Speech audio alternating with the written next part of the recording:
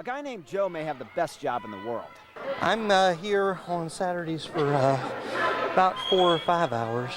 Okay, so working on the weekends isn't so great, but for some of that time, he doesn't do much of anything. I mean, how tough is it to be a scorekeeper at a game where they don't keep score? Who won the game? Cobras. Oh, how do you know there's no score? We don't know. Because if there's no score, it doesn't really matter who wins. Well, it matters to the players, I suppose, but upward basketball is about a lot more than wins and losses. You're supposed to learn about God and how we love Him and how we're playing upward basketball.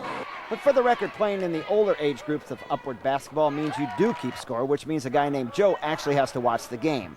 A game that starts out like every other game at Memorial Baptist Church on a Saturday morning. In the beginning, you get to run out of a tunnel and smoke, and it's really fun.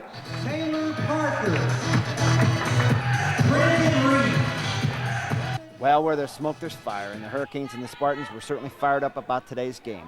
One of the many games in the upward basketball Saturday morning schedule.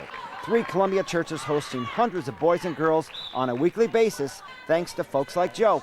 Have great kids here, great volunteers and the referees, coaches. It takes a lot of people to do a lot of things. Especially when you add some smoke and crank up the tunes. I guess you could say for the boys and girls playing upward basketball, it's truly a religious experience. It feels like the real thing, like in the NBA or college, so it's pretty cool. In Columbia, Ron Widbin, ABC 17.